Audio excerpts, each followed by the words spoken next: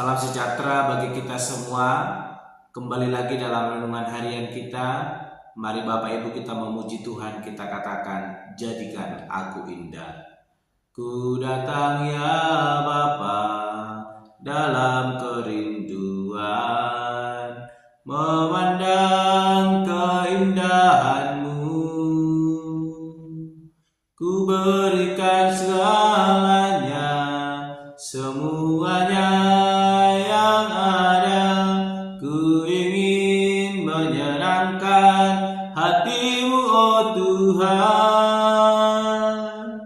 Jadikan aku indah, yang Kau pandang mulia, seturut karya-Mu di dalam hidupku. Ajarku berharap hanya kepadamu Tuhan, taat dan setia kepadamu Tuhan.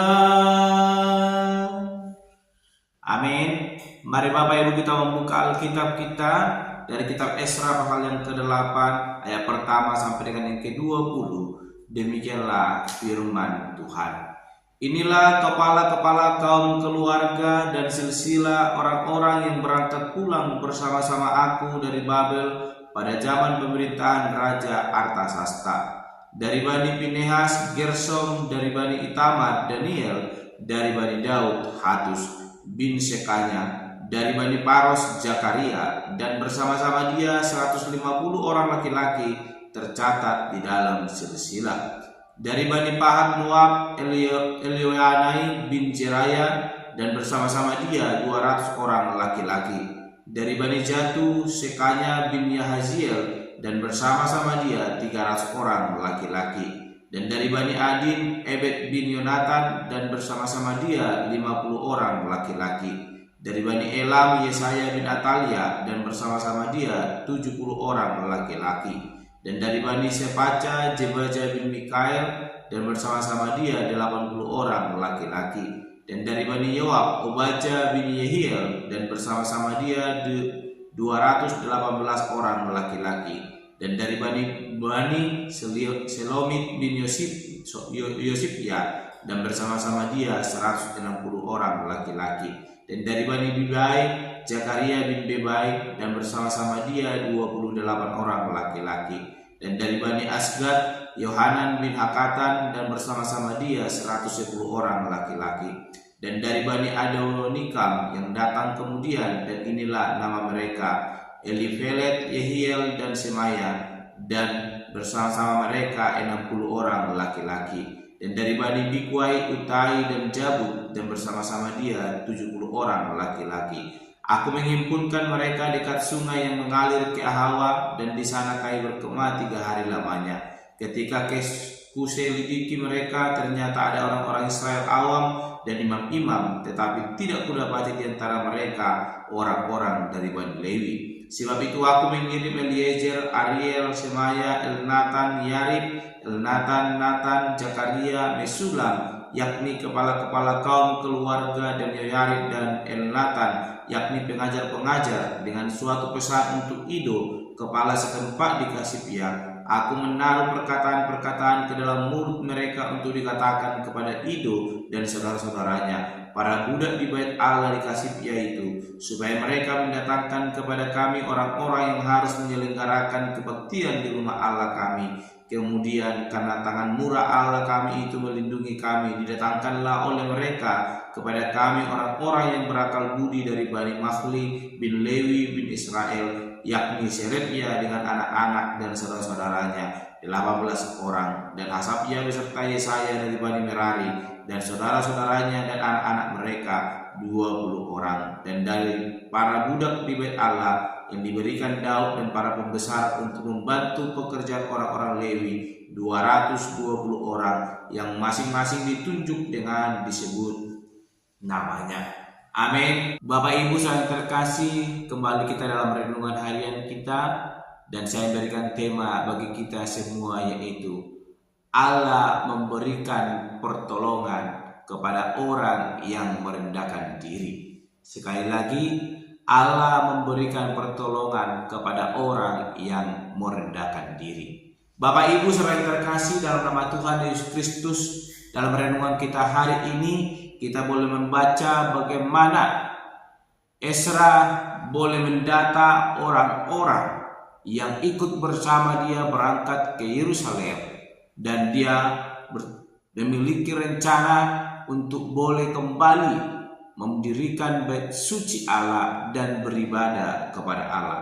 Kalau kita melihat bagaimana catatan tadi yang boleh kita baca, siapa saja yang boleh hadir dan ikut di dalam perjalanannya menuju Yerusalem. Kita melihat bagaimana Ezra mendapatkan kepercayaan dari raja, dan dia memiliki surat untuk boleh ia bawa untuk boleh menuju tempat di mana ia akan mendirikan kembali bait suci Allah. Namun kita melihat dalam hal-hal yang boleh ia catat bahwa ada orang Lewi yang tidak termasuk dalam rombongan tersebut. Dan kita melihat bagaimana Ezra yang telah memiliki kekuasaan melalui titah raja yang boleh disuratkan kepadanya untuk boleh pergi dan membawa orang-orang yang ia butuhkan. Namun kita melihat kesombongan tidak meliputi hati daripada Ezra. Dia tidak menyombongkan diri dan mengambil alih semua kepemimpinan itu. Dia sadar ketika dia mulai merenungkan kebenaran firman Tuhan, sebagaimana kita renungkan semalam, apa yang dilakukan oleh Ezra adalah mempelajari hukum-hukum Allah, dan lewat itu dia boleh mendapatkan hikmat sehingga dia memiliki keberanian untuk boleh pulang dan mendirikan bait suci Allah kembali di tengah-tengah Yerusalem. Namun hari ini kita melihat bagaimana Ezra memiliki kerendahan hati yang mendalam di hadapan Tuhan. Sekalipun dia memiliki wewenang, dia memiliki kekuasaan pada saat ini, namun dia tidak melupakan apa yang menjadi tugasnya. Dan dia tidak mau seraka mengambil tugas yang lain yang bukan menjadi tugasnya. Kita melihat setelah dia mendata, dia tidak menemukan ada orang Lewi yang ikut bersama-sama dengan rombongannya, sehingga dia mengutus kembali orang-orangnya untuk boleh menjumpai Ido, supaya boleh mengutus orang-orang Lewi ikut bersama dengan rombongannya supaya menjadi pelayan di rumah Tuhan. Sebab ia tahu bahwa hanya orang Lewi lah yang telah dikhususkan, ditugaskan untuk boleh melayani di hadapan Tuhan Allah. Ini membuktikan betapa Ezra memahami apa yang Tuhan kehendaki. Betapa Ezra paham betul akan kebenaran firman Tuhan, sehingga dia tidak menyombongkan diri, namun dia merendahkan diri, sehingga dia mengutus kembali orang-orangnya untuk boleh mencari, bahkan meminta supaya orang-orang Lewi dikirimkan dan ikut masuk dalam rombongan mereka, sehingga boleh melengkapi apa yang menjadi tugas-tugas di tengah-tengah pendirian bait suci Allah, bahkan melayani di rumah Allah. Bapak Ibu saudara terkasih dalam nama Tuhan Yesus Kristus, apa yang boleh terjadi dialami Ezra bukanlah suatu hal yang kebetulan.